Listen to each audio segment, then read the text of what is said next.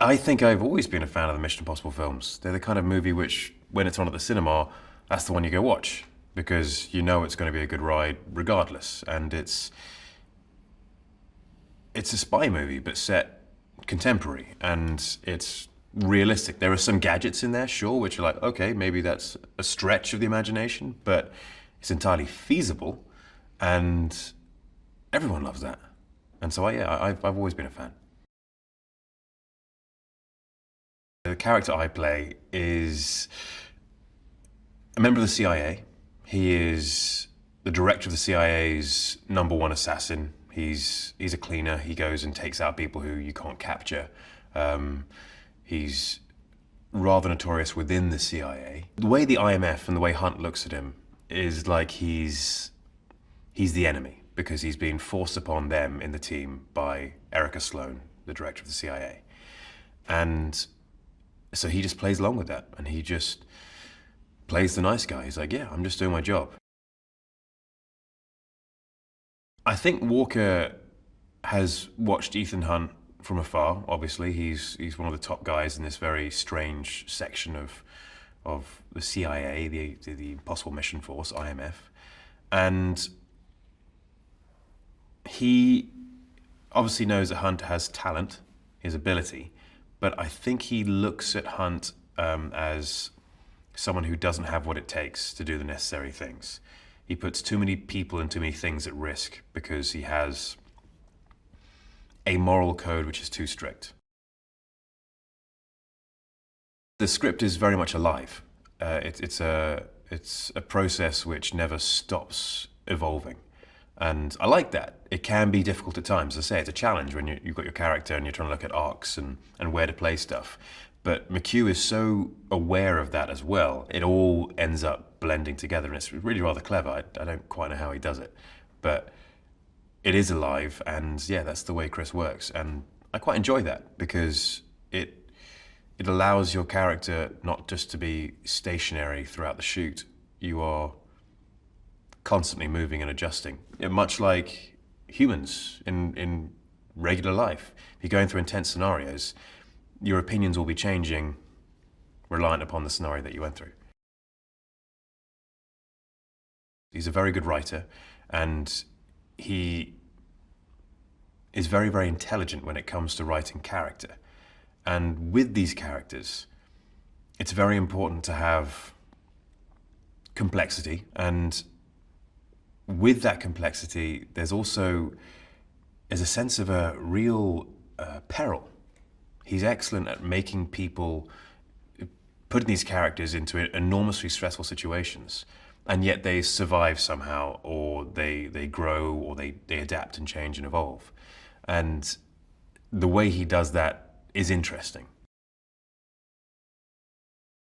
I've been training with Wade Eastwood's team, his stunt team, Wade, who is second director and the stunt coordinator. And they're an excellent team, very, very talented bunch. I've made friends with a lot of them throughout the process, and it's been doing a lot of fight stuff with them. And on this movie, I've done stunts which I haven't done before. And so they've been training me and teaching me about the basics of each stunt. I mean, I've done fight stuff before, I've done light stunt stuff before, but this is definitely more involved. In previous movies, it's been on a green screen, and you've been hanging on a wire on a green screen, which is one thing, but when you're hanging off, I don't know, a 1,900-foot cliff on a wire, it's a little different. It feels different. If you're hanging out of a helicopter in New Zealand in the winter for an hour and a half each time, it's different rather than just doing it on a stage. It's real. It's at least partially real. And the danger's real, and the danger's there. The mission's famous for the actors doing their stunts. They let me do it, and I've loved it. It's been an incredible experience. The one which really sticks in my head a lot, just because it was quite grueling over the 2 weeks, was the helicopter in New Zealand. New Zealand winter, it's chilly, right? And we were flying over glaciers and stuff, and you think, that's fine, you're in a helicopter, you're indoors-ish. But my doors are open on my helicopter, and I'm leaning out of them most of the time.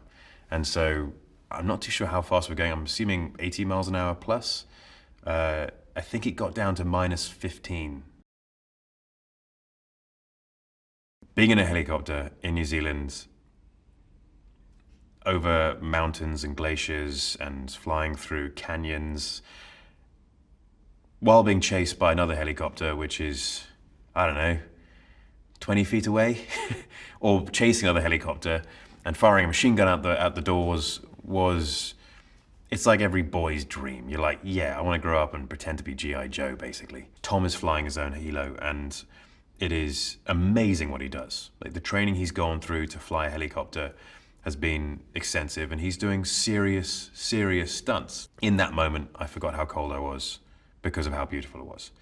So, despite that cold, it was an incredible experience. One of the other stunts I did, which sticks in my mind, was Pulpit Rock in Norway, which is about 1,800 feet. The weird thing about that, you're standing up there and you realize how high it is.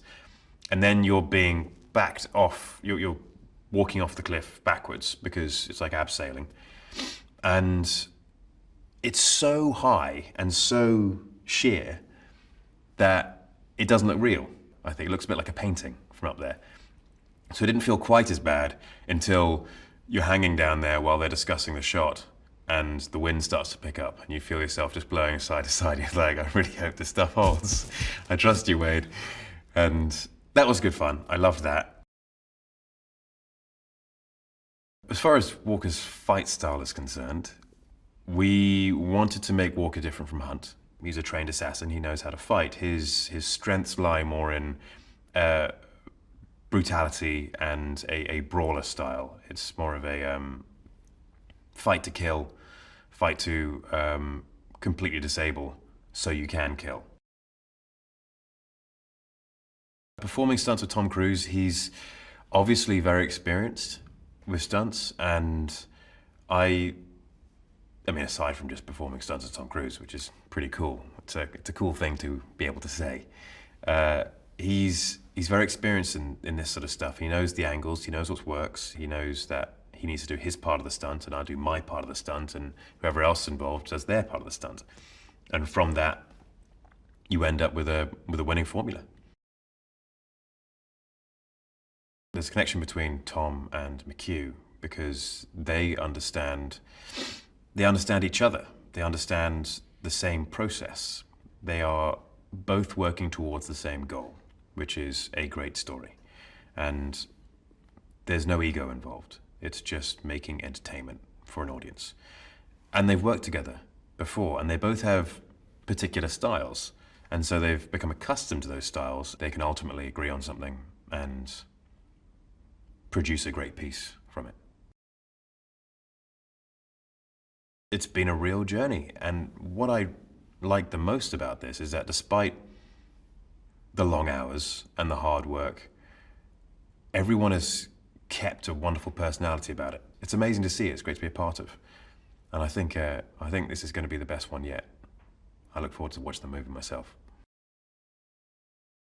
Hey, Vali here. Okay, so a lot goes on behind the scenes while making a movie, and sometimes things get out of hand. While filming Rocky IV, Dolph Lundgren punched Stallone's chest so hard his heart slammed against his breastbone, causing it to swell, and his blood pressure shot to over 200. Filming was halted as Stallone was flown into intensive care for 8 days. Also, during the filming of Resident Evil Retribution, a platform collapsed, 16 people were injured, and the EMTs had a difficult time distinguishing actual injuries from the special effects. Okay, so if you want to watch more videos like these, hit the subscribe button and ring the notification bell so you receive the videos the moment they are online. Bye bye!